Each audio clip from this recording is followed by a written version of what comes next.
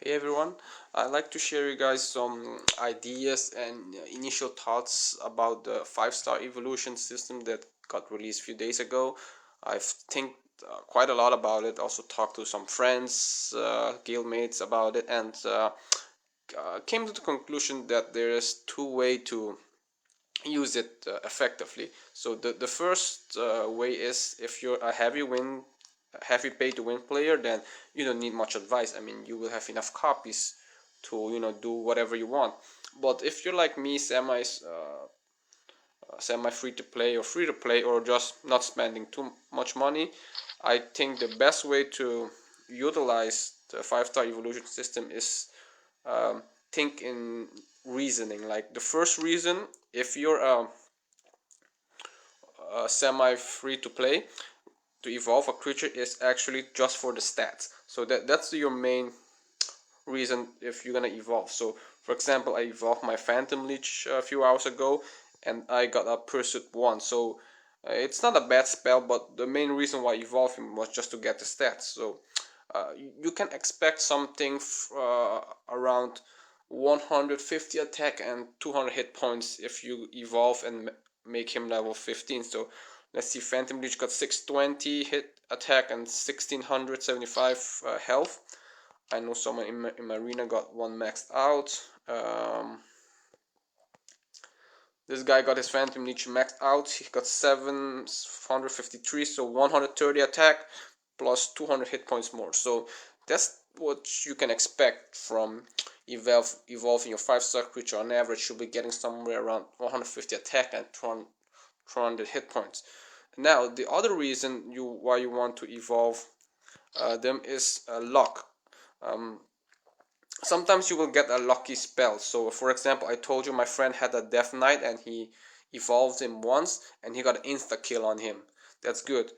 Also, this guy had a Fafnir yesterday with a Frost Armor 1. I mean, he evolved his Fafnir once and got a Frost Armor 1. So that's like, you know, a luck evolve ability.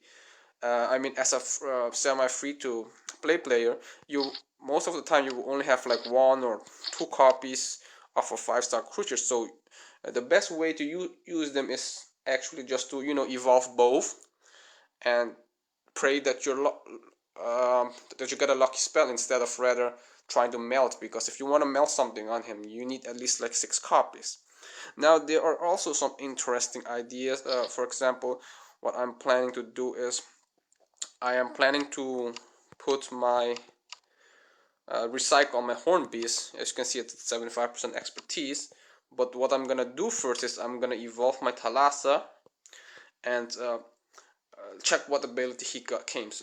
It comes. I mean, if I evolve a Thalassa and I get a lucky ability such as Insta Kill or Frost Armor 1, then I'm gonna keep him, right? Because it's pretty decent on a Thalassa.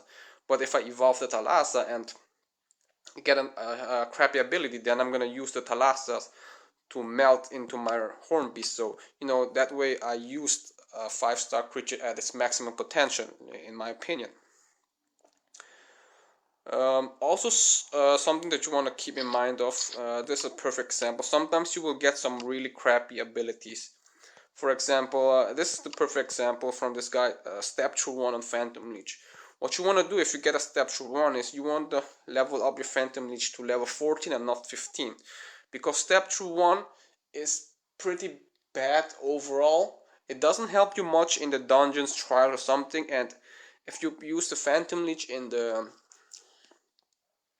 guild map, with the step through you will almost damage the hero. So if you damage the hero, he will cast Mandra and he will dispel the seals that you did on him. So I mean, if you get a crappy spell like step through 1, just level him up to level 14.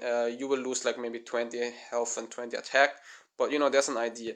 And sometimes I think I've seen one guy get a sacrifice 1 on a 5-star creature. I think it was like a Terror Dragon. I can't remember. Like sacrifice 1 is bad. You're gonna sacrifice one creature to gain 15% attack and HP. Okay, so what you do is just level them up to 14 and keep it that way. So that way, that's also an idea what you guys can use. Okay, so I think that's my initial thoughts about it. I thought I'd share you guys quick quickly about it, what I think. I hope you find this useful, guys. Meanwhile, I'm gonna evolve, for your viewing pleasure, I'm gonna evolve my Revenant. Maybe I'll get a lucky spell, maybe not. Alright, here it goes. Let's see what I get. I get an Ambush Wand. Pretty useless spell, so I'm just gonna, like, you know, keep it there. Let's see what it does. Ambush Wand.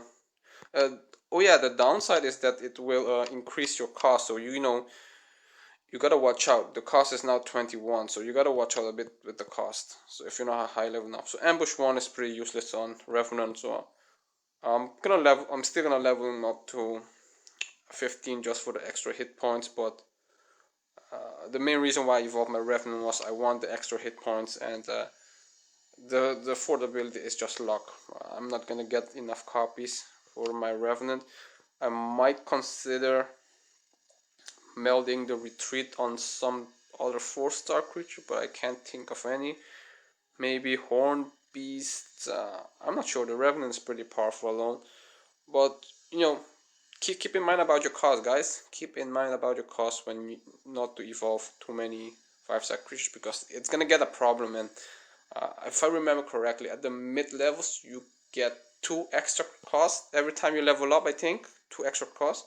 At the higher levels, you only get 1, if I'm not mistaken. So that's it, guys. Hope you find this video useful.